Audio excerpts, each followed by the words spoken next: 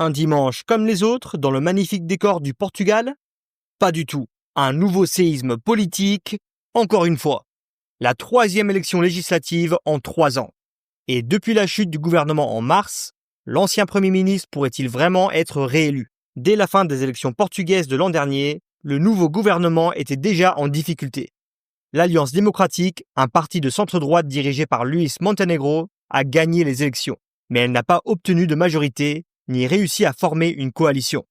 Résultat, elle a dû se contenter d'un gouvernement minoritaire. La seule façon d'avoir une majorité aurait été de s'allier avec le parti d'extrême droite Chega, ce que Montenegro a clairement refusé.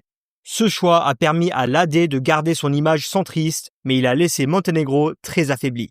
Il devait alors négocier une majorité pour chaque loi que son gouvernement voulait faire passer. Et les choses ont empiré.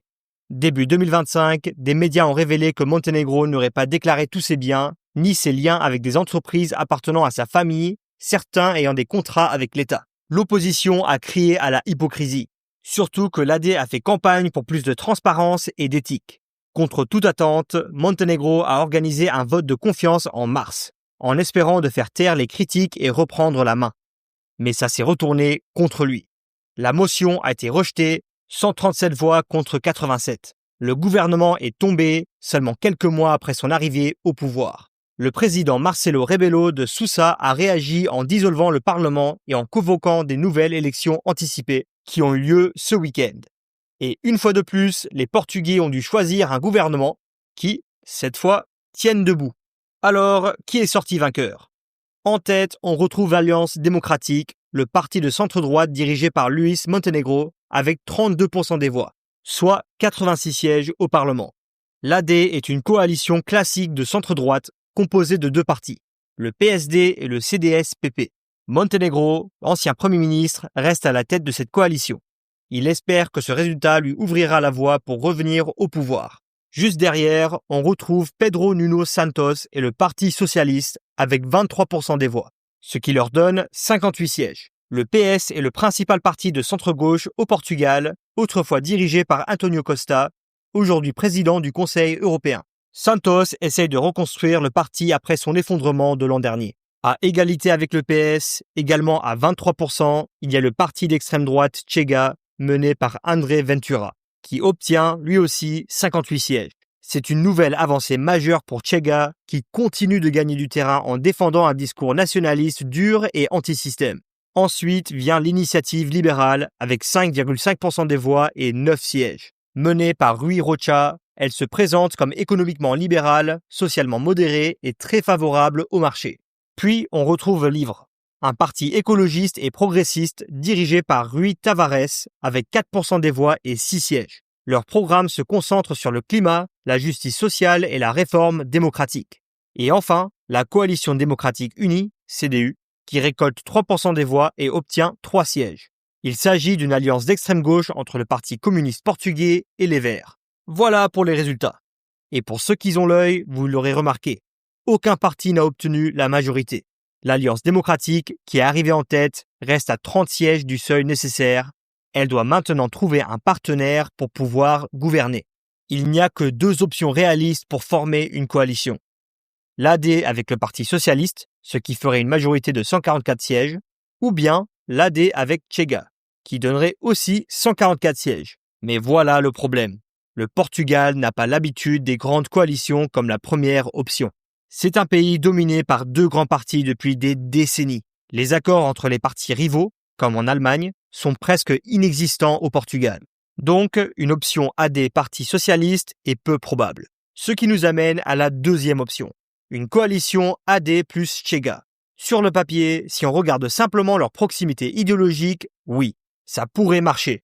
Ils auraient une majorité claire. Mais politiquement, c'est presque impossible. Surtout avec Luís Montenegro à la tête de l'AD.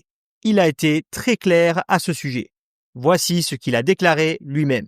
Governarei se vencer as eleições e que não farei nenhum entendimento político com o Chega. Já tive até a ocasião de dizer que não é não e, portanto, não vale a pena insistirem com essa pergunta. Et il a expliqué pourquoi de façon très directe.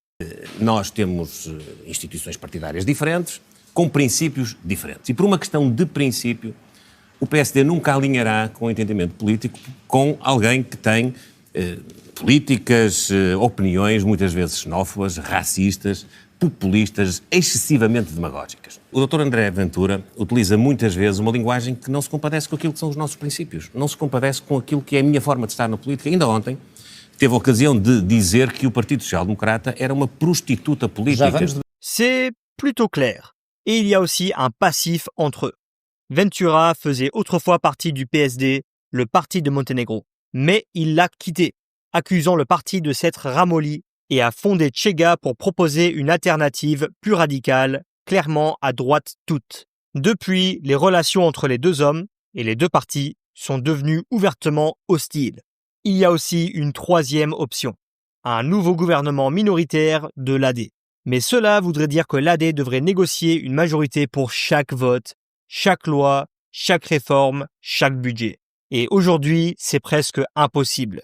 Les socialistes ont clairement annoncé qu'ils ne faisaient plus confiance à Monténégro et qu'ils ne soutiendraient pas son gouvernement. C'est un point crucial, car sans leur soutien, le budget de l'État prévu en octobre ne pourrait pas être adopté. Et cela, ça créerait une vraie instabilité.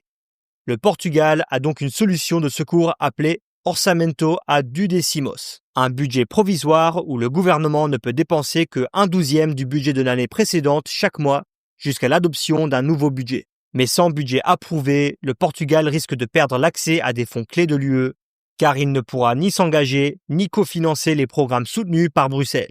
Et pour ceux qui pensent, qu'on organise de nouvelles élections, ce n'est pas possible non plus. La constitution portugaise interdit de nouvelles élections 6 mois avant et 6 mois après l'élection présidentielle, prévue en janvier 2026.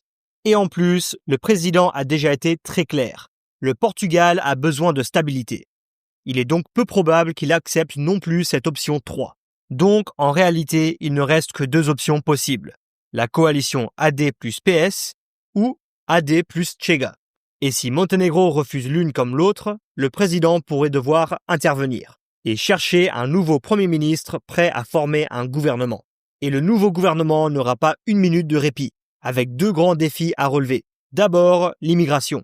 En 2018, le Portugal comptait moins de 500 000 immigrés légaux, selon les chiffres du gouvernement. Mais début 2025, ce chiffre avait triplé, dépassant 1,5 million de personnes. Dans le même temps, le pays traverse une grave crise du logement. En 10 ans, les prix de l'immobilier et des loyers ont explosé, en partie à cause d'un afflux d'étrangers qualifiés, comme les nomades numériques et les expatriés, qui ont fait grimper les prix bien au-delà des moyens des Portugais. Et si ces problèmes ne sont pas résolus d'ici la fin du mandat, Chega risque fort de continuer à gagner du terrain, porté par la frustration, la pression économique et sa promesse de reprendre le contrôle. Il nous reste plus qu'à attendre et à voir ce qui se passera. Merci beaucoup d'avoir regardé la vidéo. N'oubliez pas de laisser un like et de vous abonner pour plus de contenu. À la prochaine!